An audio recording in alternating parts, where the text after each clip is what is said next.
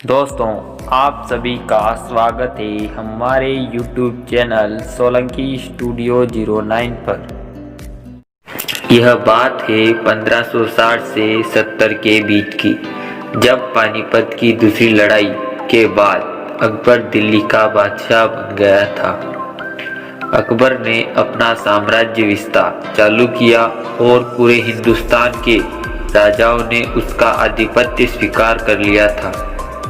लेकिन एक राजा थे जो उनकी अधीनता स्वीकार नहीं कर रहे थे। वो थे महाराणा प्रताप। महाराणा प्रताप का मेवाड़ अकबर के लिए सुरक्षा और व्यापार की दृष्टि से बहुत ही महत्वपूर्ण जगह थी। दिल्ली में बैठकर अकबर को भारत के बाहर से कोई भी सामान लाना है या फिर बाहरी सेना से मदद लेनी है तो उसके मार्ग में महाराणा प्रताप का मेवाड़ प्रांत आता ही था।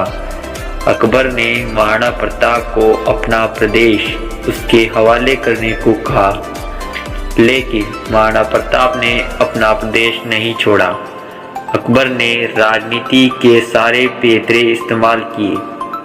कई राजपूत राजाओं को महाराणा प्रताप के खिलाफ कर दिया, लेकिन फिर भी महाराणा प्रताप हार नहीं मान रहे थे। अकबर ने महाराजा मानसिंह, तोडरमल और जयसिंह को अपने साथ लिया और तीनों को महाराणा प्रताप को समझाने के लिए भेजा कि वो हार मान ले, लेकिन ये तीनों महाराणा प्रताप को मनाने में असफल रहे। परेशान होकर अकबर ने अपने सेनापति मानसिंह को 80,000 की सेना लेकर मेवाड़ पर हमला करने के लिए भेज दिया। मानसिंह की सेना में 80,000 तो महाराणा प्रताप की सेना में सिर्फ 15,000 सैनिक थे। वो दिन था 21 जून 1576, जब दोनों सेनाएं आमने सामने खड़ी थी। काफी घनघोर युद्ध हुआ। मुगलों को सफलता तब मिली जब मेवाड़ की सेना का मुख्य हाथी राम प्रसाद का महावत एक तीर से मारा गया।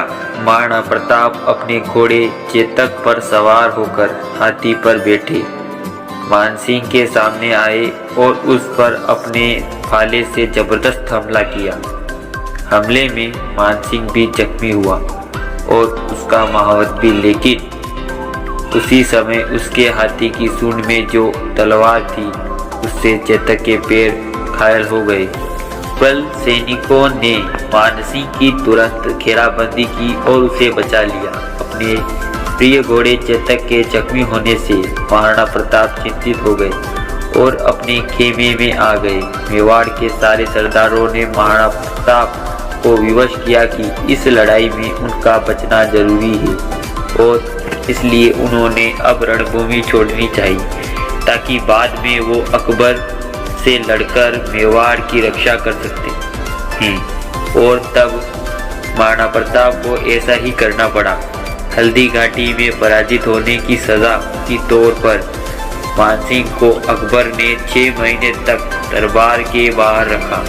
उधर महाराणा प्रताप अपने कई सरदारों को युद्ध में खोने के बाद अकेले पड़ गए थे, लेकिन फिर भी उन्होंने हार नहीं मानी।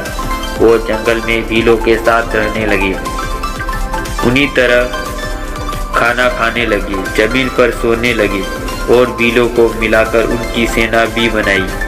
हल्दी घाटी के आसपास मौजूद पहाड़ियों की और जंगलों की महाराणा को अच्छी जानकारी थी, क्योंकि उनका पूरा बचपन यहीं बीता था और इसलिए उन्होंने छापामार युद्ध नीति का इस्तेमाल किया। भले ही मेवाड़ पर अकबर को जीत ना मिली हो, लेकिन मेवाड़ एक ऐसा इलाका था जहां से अकबर की सेना की गुजरना ही पड़ता था।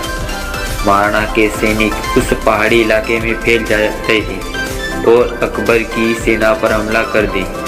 महाराणा प्रताप गुप्त रास्तों से निकलकर जंगलों में मुगलों की सेना के सामने कभी कभी आ जाते। मुगलों को मानो ऐसा लगता था कि महाराणा 100 जगहों पर एक साथ मौजूद है। इस तरह मुगलों का मनोबल कम होने लगा, उनके रास्ते बंद होने लगे और रसद भी एक जगह से दूसरी जगह पहुंच नहीं पा रही थी। इस बीच दिवेर की लड़ाई में महाराणा के बेटे अमर सिंह ने मुगलों के सेनापति सुल्तान खागे उसके घोड़े के साथ तो टुकर दिए थे और महाराणा प्रताप ने इसी समय एक साथ मुगलों की 36 छावनियां दुस्त कर दी थी। 1596 में एक बार शिकार करते हुए महाराणा प्रताप को चोट लगी जिससे वो कभी उबर नहीं पाए और 19 जनवरी 1597 को सिर्फ 57 वर्ष की आयु में उनका देहांत हो गया। इस तरह महाराणा प्रताप ने आजीवन अकबर से हार नहीं मानी और अकबर को भी जीत नहीं मिली। आशा करता हूँ आज का यह वीडियो आपको पसंद आया हो। ऐसे ही और अन्य वीडियो देखने के लिए हमारे चैनल को लाइक करें, शेयर करें एंड सब्सक्राइब करें। और आज के इस वीडियो पर आपकी क्या प्रतिक्रिया है यह हमें कमेंट बॉक्स में ज़रूर बताएं।